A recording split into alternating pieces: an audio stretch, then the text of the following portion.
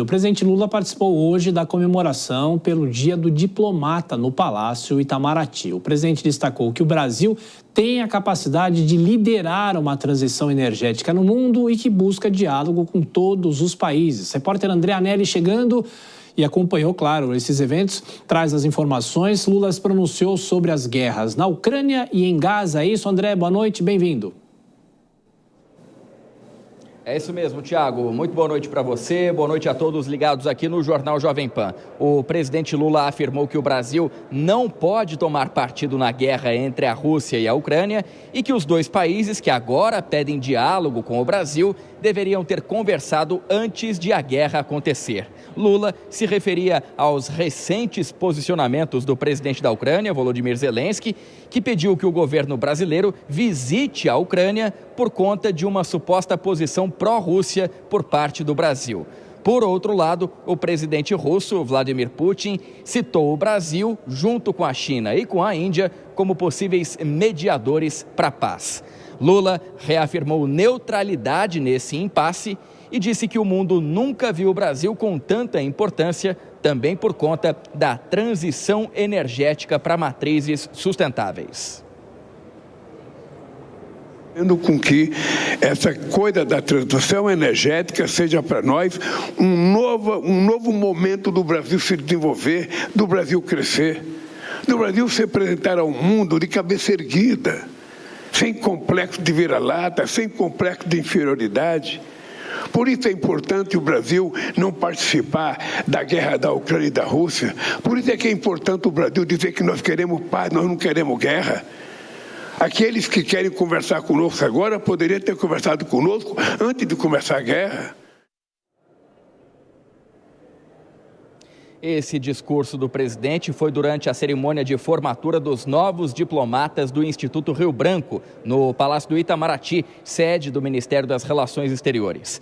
Na ocasião, Lula disse se orgulhar da participação de negros e mulheres nessa nova turma de formados diplomatas. O presidente fez uma comparação dizendo que no judiciário brasileiro existe uma supremacia branca que não reflete a realidade brasileira.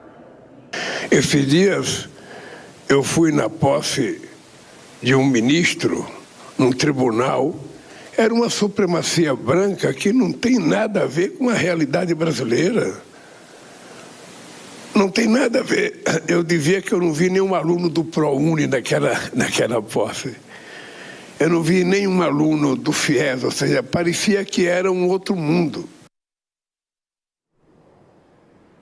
Apesar das reclamações do presidente, as duas indicações que ele fez ao Supremo Tribunal Federal, o STF, nesse mandato, foram de homens brancos. Primeiro, Cristiano Zanin e depois Flávio Dino.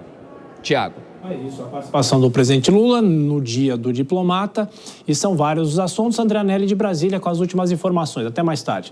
Bom, Dora Kramer, o presidente Lula fala que o Brasil precisa ser neutro nas guerras, mas nesses discursos ele voltou a fazer críticas a Israel e, de uma certa maneira, ele tenta colocar o Brasil também nessa discussão sobre a crise do clima. Dora.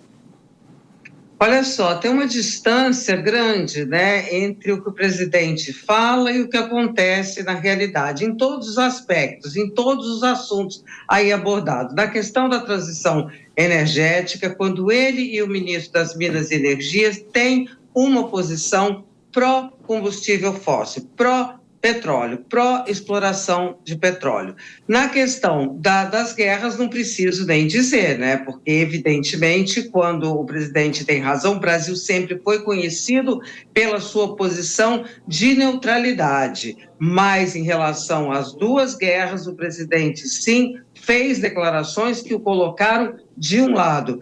E com relação à questão de gênero e de etnia, não preciso nem dizer, né? Porque não é só no judiciário. O presidente aponta para o judiciário, mas no executivo é exatamente isso que acontece. É claro que você tem mais mulheres e mais negros e pardos do que no Supremo Tribunal Federal. mas nem de longe é aquela diversidade que subiu a rampa lá no 1º de janeiro de 2023. Ela veio descendo a rampa devagarzinho e hoje a gente tem uma situação que é de completo desequilíbrio.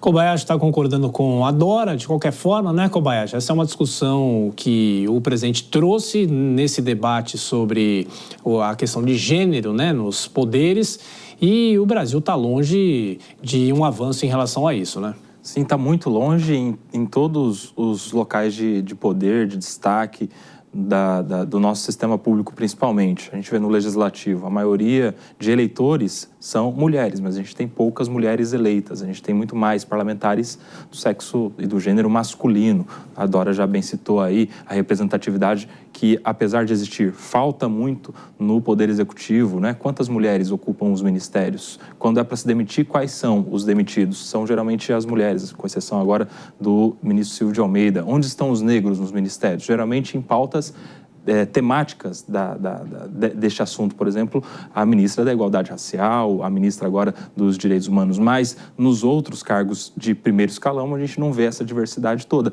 E quando teve oportunidade para a Suprema Corte, que é o símbolo maior da justiça, o presidente Lula também não deu esta representatividade, principalmente às mulheres, principalmente a falta de mulheres que a gente tem no judiciário tomando as decisões. Por exemplo, na comunidade jurídica a gente tem mais mulheres que homens, existem mais advogadas que advogados, mas na Suprema Corte só uma é ministra mulher, o restante 10 ministros homens, a mesma falta de representatividade das mulheres e dos negros nos cargos de poder.